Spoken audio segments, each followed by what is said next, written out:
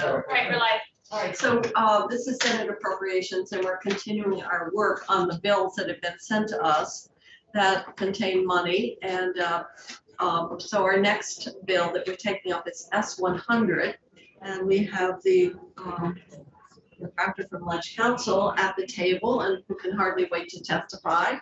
And we also have the chair of the committee, who's already on notice that what we do with all the money. So she won't be too disappointed or surprised. So why don't we start with S-100 and move through and why we have it, and then we'll take it from there. And I assume that you might even have been put on notice what our amendment might look like. Not I. No?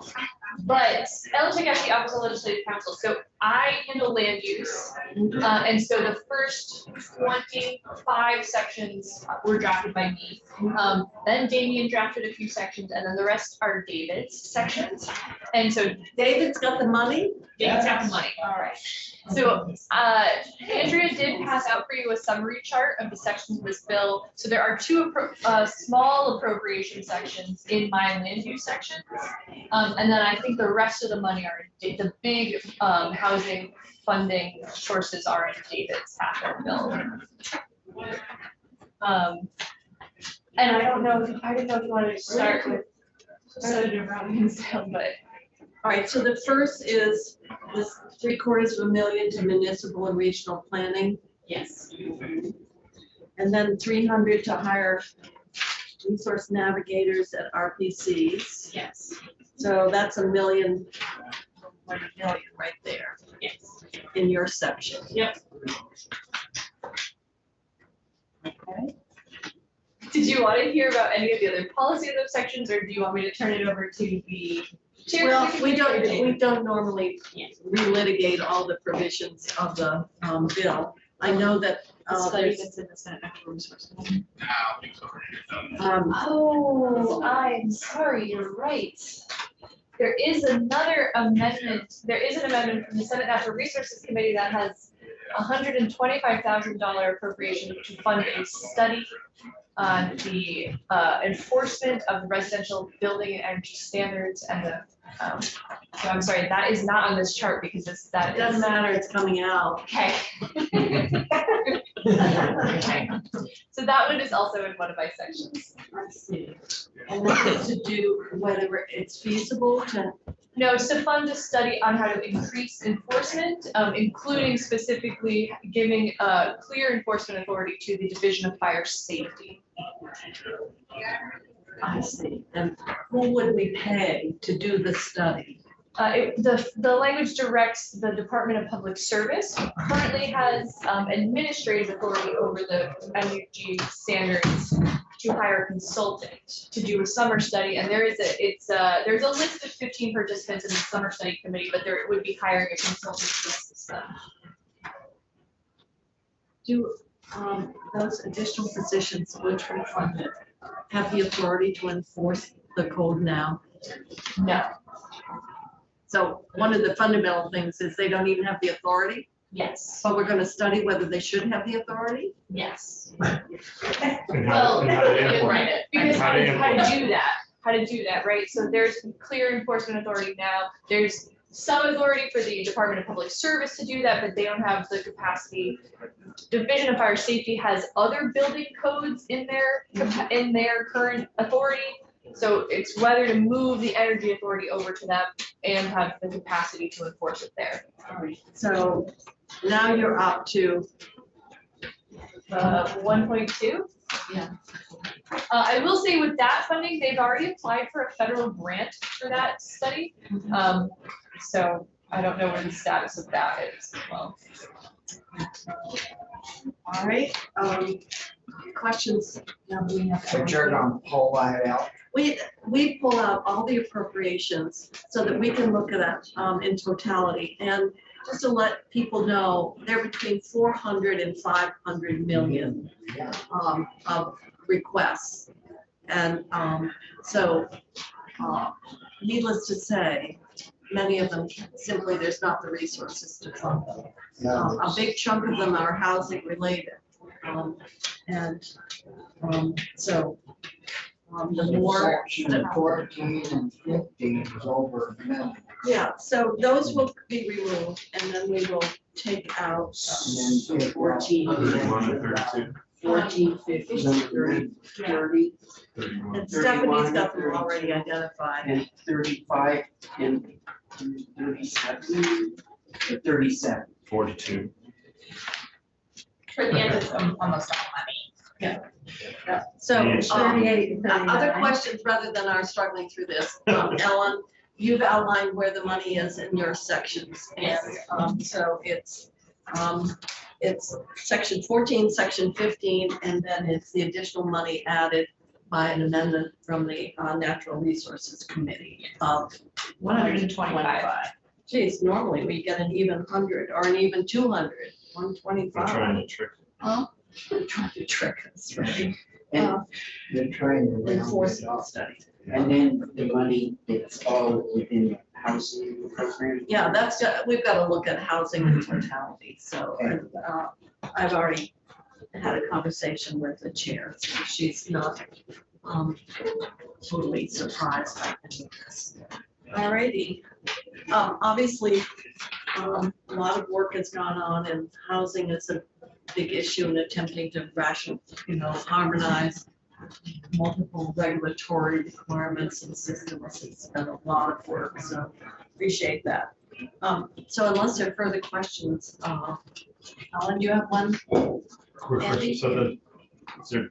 We have draft 2.1 and 3.1 on our site. I don't know if that's like one of those included, one of the amendments or something. Is it just 3.1 would be the last one? Or do you know, Andrea? Why we- It would be the amendment that's dated today, or I'm sorry, last night. So actually, I will send, Andrea. Yeah. So the other drafts are just FYI. There was a lot of, there have been a lot of amendments in the last Right, days. yeah, okay. And there is a substitute amendment coming from Senate Natural Resources that encompasses those other amendments. So yes, let me forward that to you now. Yes. All right. All those amendments, but you've identified the one that carries spending, and that's the 125. The other amendments don't carry appropriation. Correct. Unless there are further questions, then we'll move on to, is it David? No, who's next? Is it? There is an appropriation in Damien's section, I just want to note that, which What is Damien's section? fair housing. Yeah, so those are the mid-20s, so it's probably like section 26, 27, 28, somewhere around there.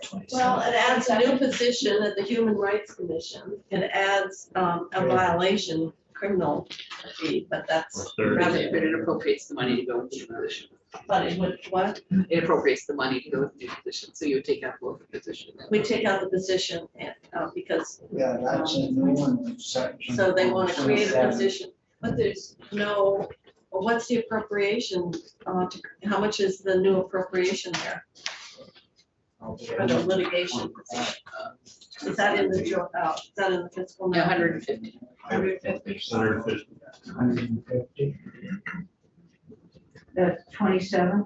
Oh, Yeah, another section fifty, 27. yeah, it'd be 150. So between Ellen and David, That's a half a can we house. incorporate, because there's gonna be one amendment. Yeah, we'll do that. We'll do like that. Right.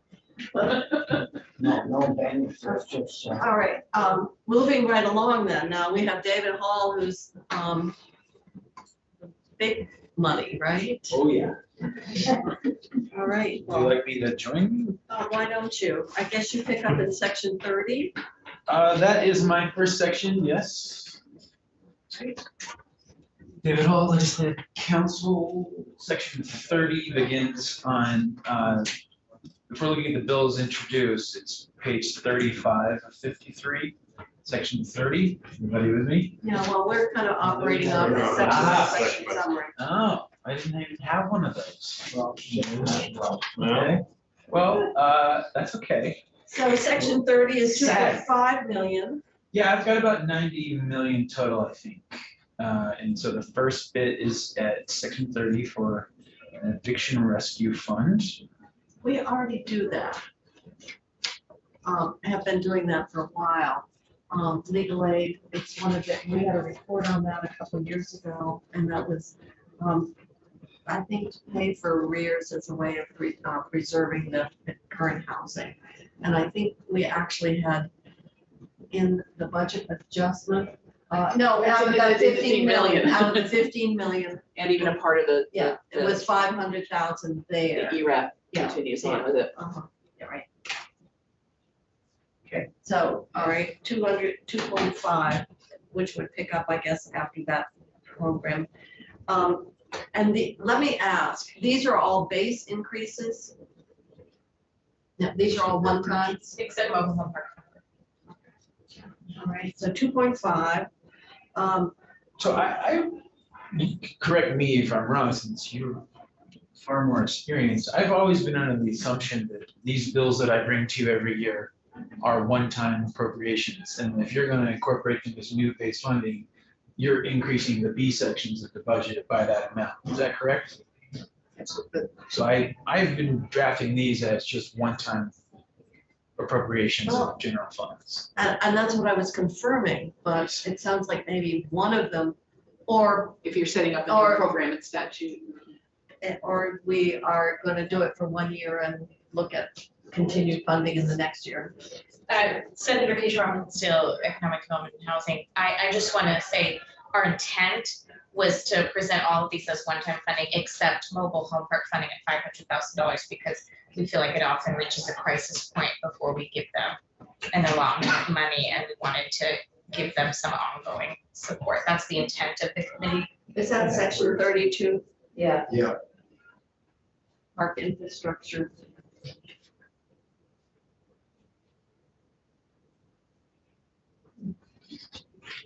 So that would, well, we have one-time money, and that's all we have, then we can move it from one section to the other.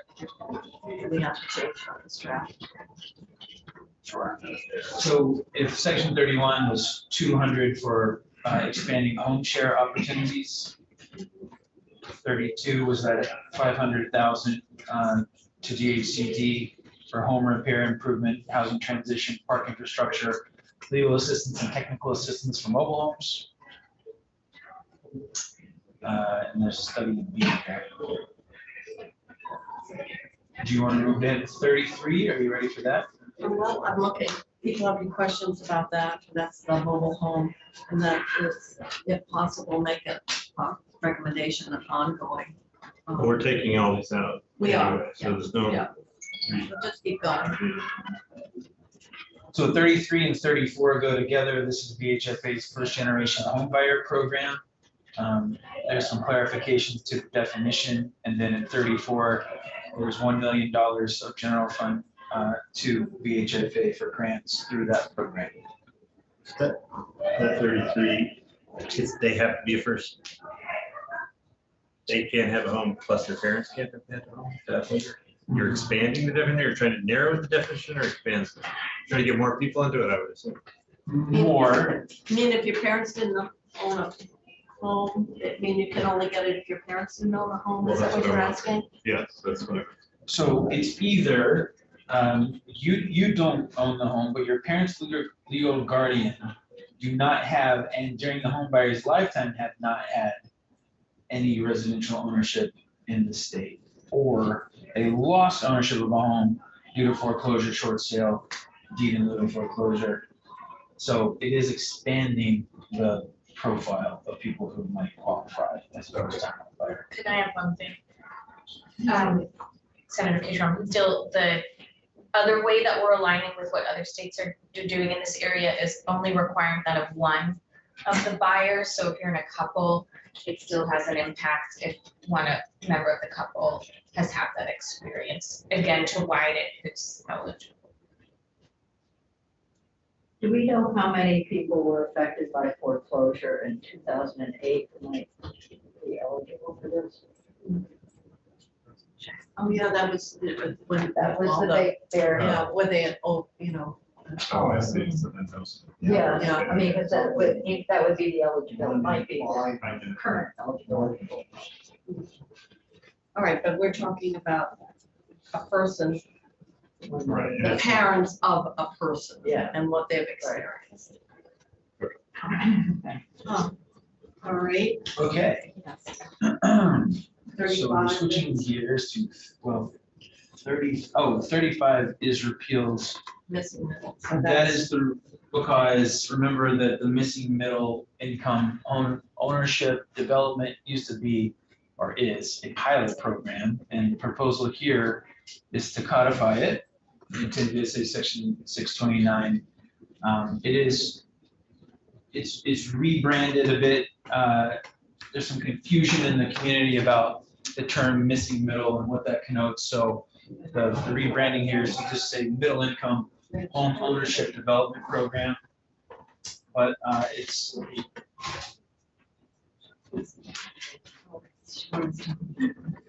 So that's not money, that's, well, essentially what it does is to make a pilot, which is usually one time only. well, It's an ongoing codified program. this is moving a pilot to become permanent. And there, on page 42, there's a $20 million appropriation to be VHFA for this program. But it's one time money. So that would be in 37. Yeah. Correct. It is. So this, raises the question we often have with my bills and how this committee wants to approach whether or not to keep the substantive language. Obviously, the money will be stripped out in the amendment that we'll prepare for all of it, but I can work with staff over Yeah, you should. the substantive proposals in their continuity. So do you have questions about that, or you want to just sort of keep going through the, Well, I think we're familiar with that. It's just, keep going. Okay, we had 9 million in the budget adjustment. We did. For the homework. Yeah. And that was in advance, and I don't think that was in the governor's proposed. No, it's part of what you spent. No, I know we spent it, but I'm saying that was not, the governor had some housing, but it wasn't in his housing proposal. So we already did an advance appropriation on that to some extent. Yeah, so the answer was yes, we did the 9 million in budget adjustment. All right, 38, 39, this is something new. it is. It's something the governor proposed. I don't know if the government proposed it, it's a VHFA program. He did. Yeah. He did, it's a new program. So if the previous sections we just looked at are about home ownership development for affordable home ownership, this is a rental housing revolving loan program through VHFA to try to subsidize the creation of affordable units, either on their own in a development or as part of a development. And it's basically, it's a revolving loan from favorable loan terms for the affordable units that are part of that portfolio. But this is for developers. Yes.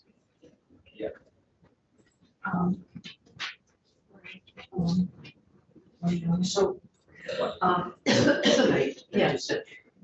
so is this in the governor's budget? The governor, yes, section 38 To is the rental, tune of 20 million? yes. Okay, so this isn't new money. We haven't approved the No, governor's budget. I understand that, but, It is new money. it is new money, but it's Was it part of different his if it's housing? in the governor's budget than if we're trying. It's not in raise addition to the it. governor's budget. Right. But I can tell you, we're gonna have to do some rearranging of the governor's budget. Well, I didn't say we weren't, we always do, but it's always easier when the bottom line, if it's in there. Yes, Just- somewhat, all right. Easier to get the But- signature. The extent to which it survives the prioritization of, all this, all right, and ultimately, within where we want to make investments in housing, where this would fit relative to that priority of strategies you want to put at the top of the list. Do you want to subsidize developers? Do you want to, the extent to which you want to do it? And this is the balance between perpetual affordability and not not having that perpetual affordability requirement. Is there any requirement about the middle income, the households, in terms of the length of time those rental units have to be affordable? Yes. And what is that period of time? You'll see it on the bottom of 44 in subdivision 7. So use one or more legal mechanisms ensure the unit remains affordable to a household earning the applicable percent of AMI for the longer of 7 years or full repayment of the loan plus 3 years. And during the affordability period, the annual increase in rent for subsidized units does not exceed 3%. So 7 years versus perpetual, Not to basically. exceed 3% per year. What? The maximum annual increase in rent during the pendency of repayment or affordability is not more than 3% per year for rent increases. With these rentals, well, I'm assuming that a lot depends on whether that rental includes fuel and utilities. That 3% could be a problem. Or you're just talking about the cost of rent. So I guess that would be up to the developer to figure out the 3% in this Yeah, 3% environment. of the rental is one thing, but 3% if it includes heat and lights, it's long gone. Depending on what's happening. Yeah. Alrighty, well, that's 20 million there. I love these round figures. Yeah. Yeah. Looks like All right, somebody so would have had to VHIP. come up with Well, VHIP, 20 million. another 20. 20 million. And we've already done 24 million for VHIP, I think, because we put an additional 5 in the budget adjustment. So, all right, Is this the same as the governor, or is this $5 million higher than what the governor had in 24? Yeah, but he had it in the He budget had 5 in the adjustment. budget adjustment and 15 and 24, so 20 this is, 20 total. and this would be 5 plus the 20. And then VHCB.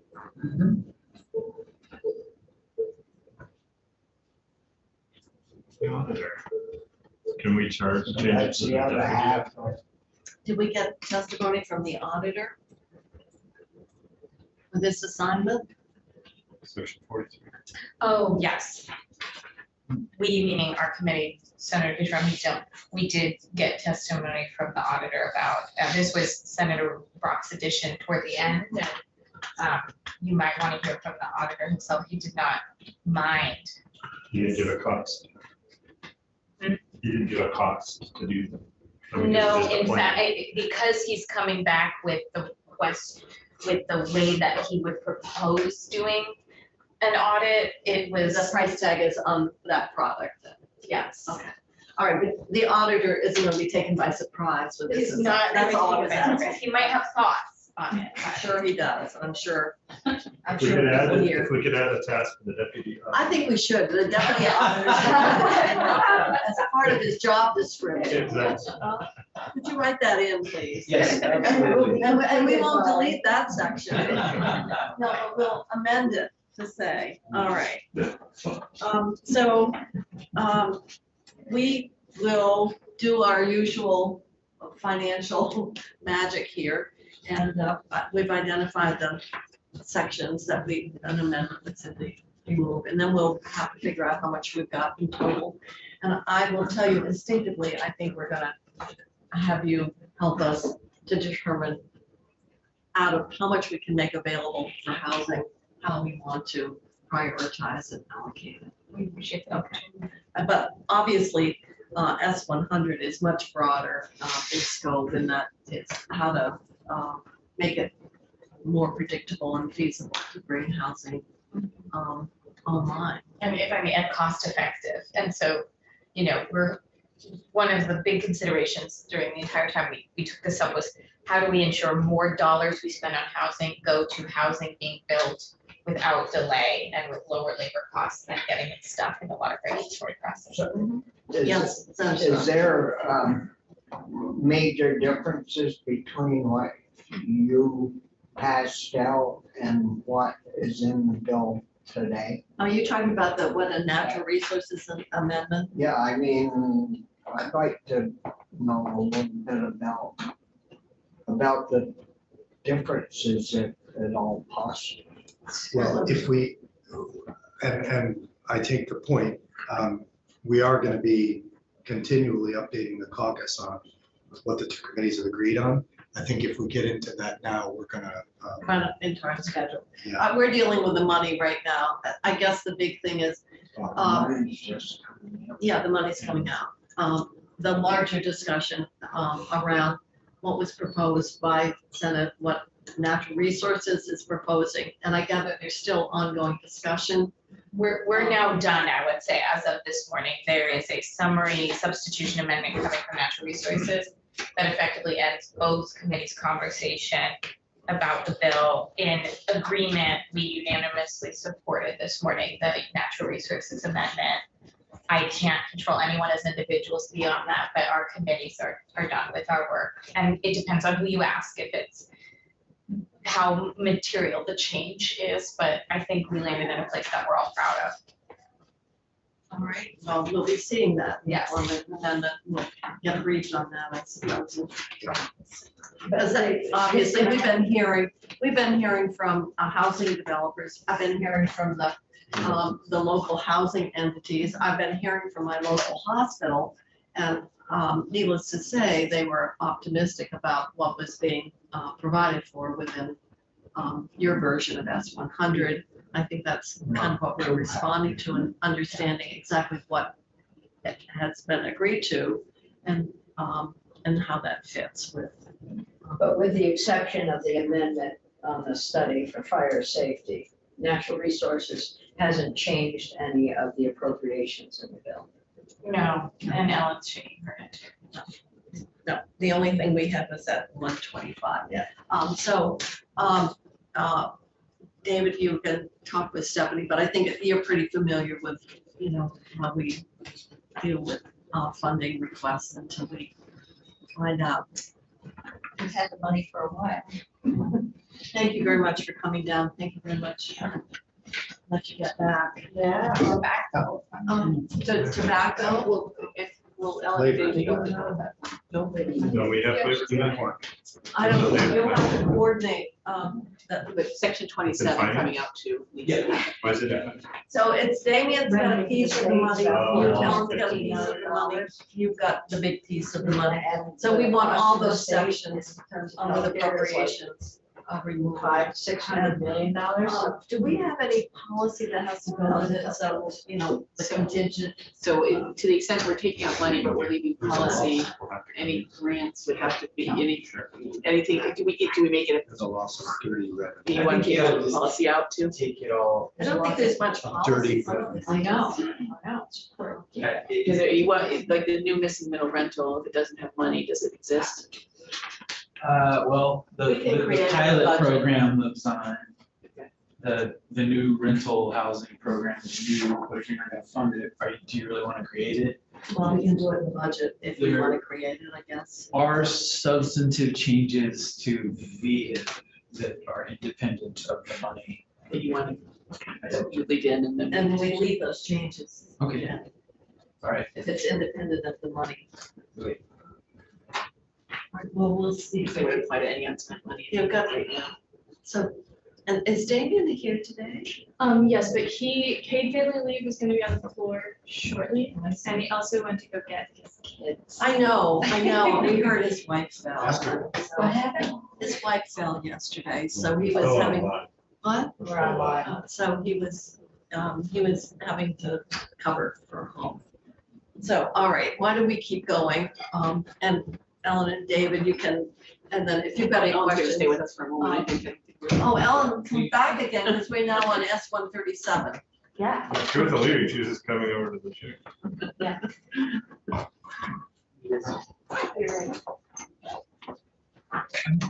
Oh, you are? Oh. I'm just setting you, I should be, you know that. Are you on sister state or employee? Yes, Oh. sister state. Cool. I think this will be very quick. I'll just hang You'll hardly get back to your desk before you be called back. All right, so now we're on to S30, no, S137, I mean. And it's the Energy Efficiency Public Utilities Commission. So if you want to help us understand the money piece of that?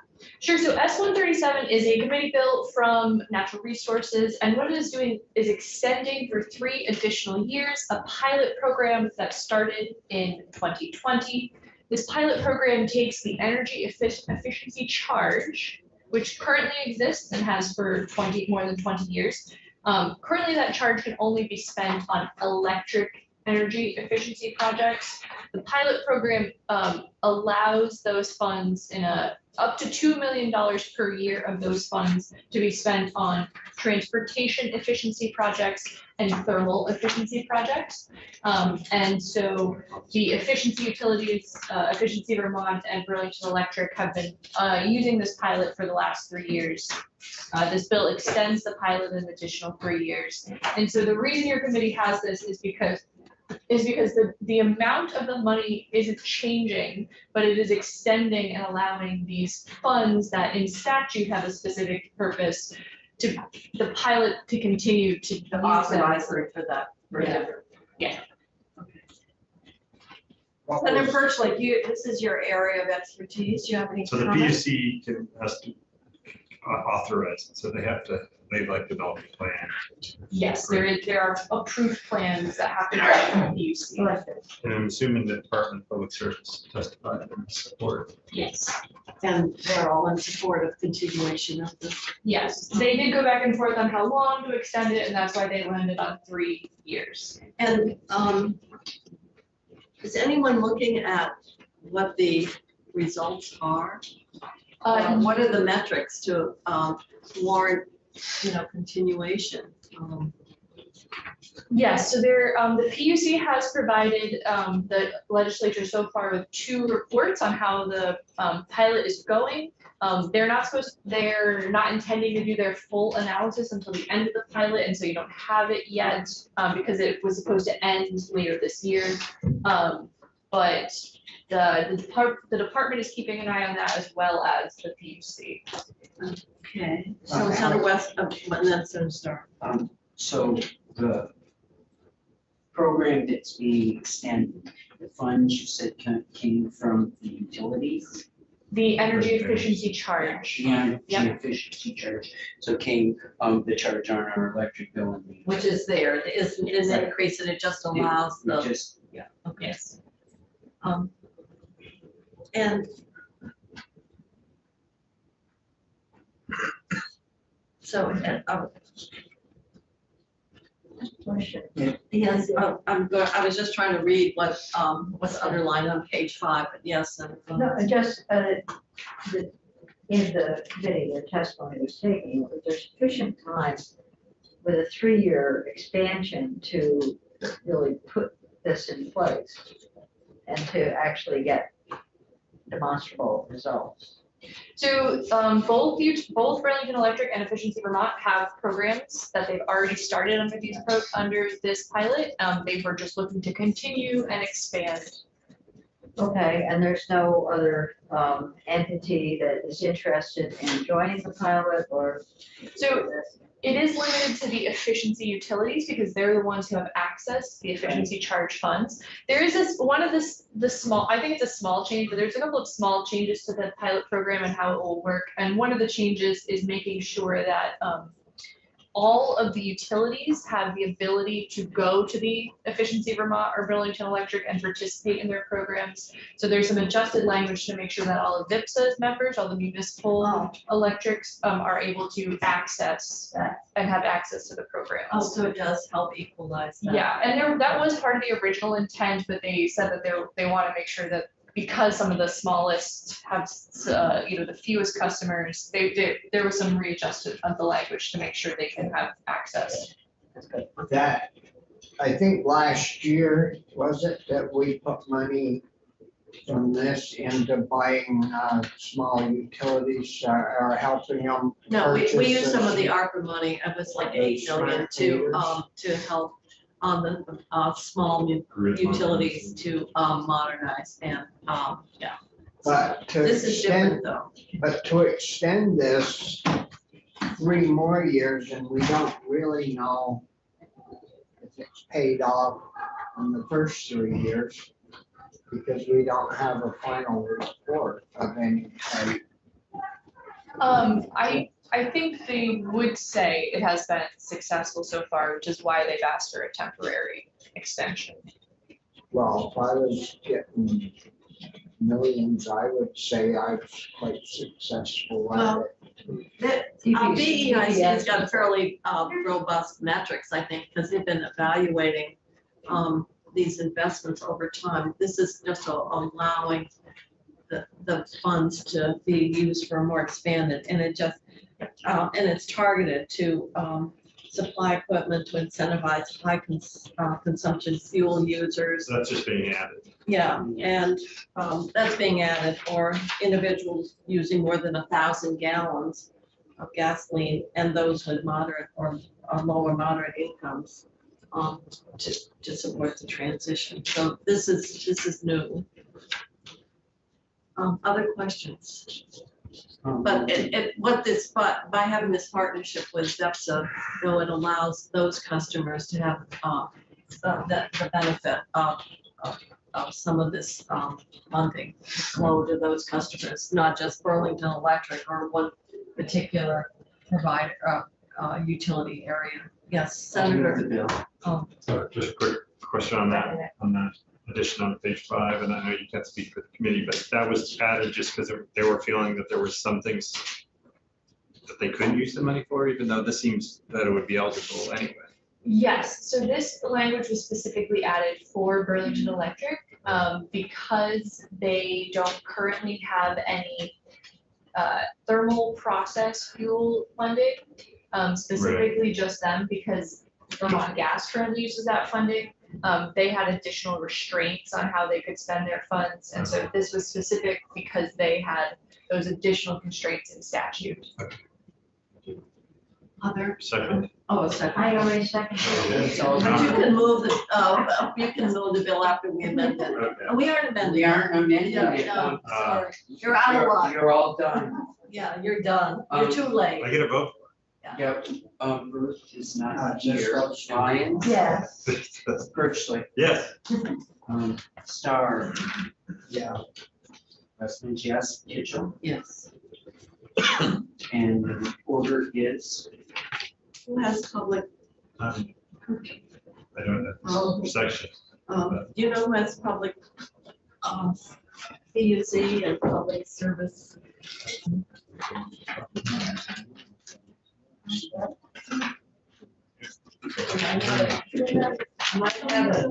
Senator Starr.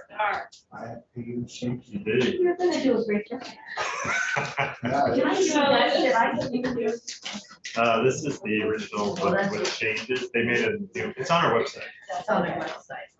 This is the one that I I, gotta look and see what I'm really responsible for. So Bobby, are you willing to report out the extent that we can, or there's, lines. this is no general fund involved in here, it's all We have a plus. So, just the authority I don't to. think it changed after this. All Mine right, Senator Starr, so we've moved down 137. What about the sister state? That's, oh, David's right on the edge of his chair. I'm here. S30. Can we spin this one out, please? David Hall, Legislative Council, S30 creates Vermont Sister State Program, and it's here because it specifically authorizes compensation for the members of that committee, and that is from monies appropriated to the Agency of Commerce and Community Development. So when they meet like per meetings, that's all the money is for. That's right. Shouldn't have to be an expenses, travel. Well, it's reimbursement of expenses plus per diem compensation. So for the members of the Yeah. commission, Yep. the people that get to decide which sister states we have. 2 members in the Senate and 2 members of the House? No, I thought it was 2 members. No, it's 2 members. Each chamber gets 2 members, 4 legislators? They're appointed by Yeah, they're the appointed. Senate committee and committees and by the speaker. They don't necessarily have to be, they could be, But they don't have to Those be. set of No, members. that's, all They right, don't I have to. just, all right, I'm just, good. All right, so, And can I just ask for, so, those would be in a particular budget, and the rest of these, they all get paid anyway, anyways? well, we don't know who, for example, somebody might be if they're members of the public, that would be appointed, to the, There's a I'm state just employee. that trying to meets- figure out, in this, the list that aren't already being paid, that, this might have an I impact. think it would be very small. Well, I know it'd be very small, The minimums we might. minimus we might even say, but I know people that will ask which ones are paid. Yeah, well, if you look at page 4, it does say a legislative member would get the per diem. So that would come out of our budget, but we, you know, we don't They were appropriate fabulous, it, we just absorb it. And the other is a per diem in compensation as permitted under, is that the language that says we don't pay you if you're already getting paid? But there's nothing in here that limits the number of legislators who might be involved. Nope. How many meetings do they have? Is there a limit to? No, I was looking, where's Alice when we need her? It's a permanent committee, Ongoing. so It's a big we don't, committee. we don't usually limit the number of meetings to permanent groups this way. Well, who's our sister state? We have several. What they- Well, Maybe it'd be good to They get. they may group not more than 5. We can have 5 sisters. What about brother states? Huh? And I wondered if they limited it because we were getting too many. And that, this is, they'll help organize, because we're just like willy-nilly getting sister inputs. We don't have. I spent maybe 10 minutes in the committee on this bill, so I'm afraid I can't answer that question, or really any others. You didn't find that out? The question is, what's the goal of having this group together? Is it to evaluate what we currently have, I think it was or is it to to coordinate and organize. coordinate, and organize, establish criteria for? It's never heard of it. We had some people that went over. Yeah, Like I the went guard to has- Taiwan, but I believe they have with Macedonia. What's the Macedonia? Yeah, and the guard has a relationship with Macedonia and Austria. Cuba, I went on my And, own. an African nation too. Yeah, Uh, West Africa. No, I can't remember what country though. You'll get to go. Did you have to pay your own way or did the sister state? Taiwan, their reason for it is very different. It's because they don't have that formal diplomatic relationship. So, so the question is, how much time do we want to spend chewing on this? I move the bill. All right. All Uh, right. Bobby second. Bobby Second all of them. All right. Did Bobby second? it? Yeah. And he wants to report it too. Yeah, my big question and approach is why don't we have a brothers? Yeah. I, All right, so we'll call the roll okay. for our clerk. Lyons. Yes. Perchler. Yes. Star, Yes. Westman, yes. Kitchell. Yes. You need help. I'll report it. Who has ACCD?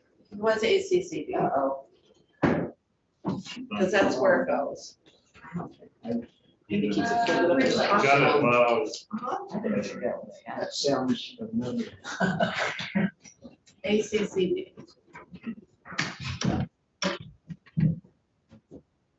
I think probably that's, Housing, Ginny, community did we give affairs. that to you? I have commerce and development. Oh, you do? Okay, I was gonna see, it's either Andy or Ginny. It's not listed in here. It is. Housing and Community Affairs Agency of ACCD, Senator Ballot used to have it, so you must have picked it up, Yeah. and Ginny picked up what we had signed to, Senator. Okay, so I guess Senator Perchlis the lucky reporter. Yeah. I'm sure he'll sleep tonight. Another rock one. Okay. All right, thank you very much, David. Sure, my Now pleasure. we're on to 102, employment protections, and we're trying to find out why it got sent here. Secretary did inform me that in the underlying bill, the strike law amendment is a fund, had a fund created. So that's why it came here, even though the strike law amendment doesn't speak to that. You know, any bill that has, the underlying bill has an appropriation, even though what comes out of committee doesn't have it, still comes here. So that's why it was referred here, but there's no appropriation to act on. Oh, 102. So we're gonna move it favorably. I move it. Second. Oh, okay. I'm gonna beat Yeah, Senator second, Starr. I'm gonna- All right, Senator Lyons moves the bill favorably because the strike law What time amendment you contains start? no appropriation. About time you start doing a little lifting. All the seconds. This is such. Aren't you You're in enjoying? between it too, so. I know. Aren't you enjoying this, Ginny? I am. Oh, good. We get a lot of work done here very quickly. All right, and our poor clerk, I know. we should have these all filled out in advance, maybe. She just handed me the thing. When do we need an assistant? Our former clerk, every time we get the vote, she'd leave the room. Just before we would call the roll. That was funny. It was Alice? No. It No, was- Diane Snelling. Senator Lyons, Yeah. Senator Persley, Yes. Senator Starr, Yes. Western, yes. Yes. And the reporter on that one, would be labor, and that would I be, actually have it. oh, all right, Senator First, oh, he's a double header. At the end of the day. And the secretary is right behind you. So we, believe it or not, we have gone through today's agenda. We started slow, but we. Good work. Can't we start over again? Is there on- anything more that we can? I'm assuming that we will get the dispatch bill tomorrow. And we have the legislative bill. There's no signature for it. Yeah, you can just sign anywhere. You just sign right at the top, sticky note, that's good. 60250. Do you want to see a conversation? Yeah, conversation that's now, we have to go quickly now, I don't know that. We can see if we If we could at least have some preliminary, because it's only I one want to, right, project.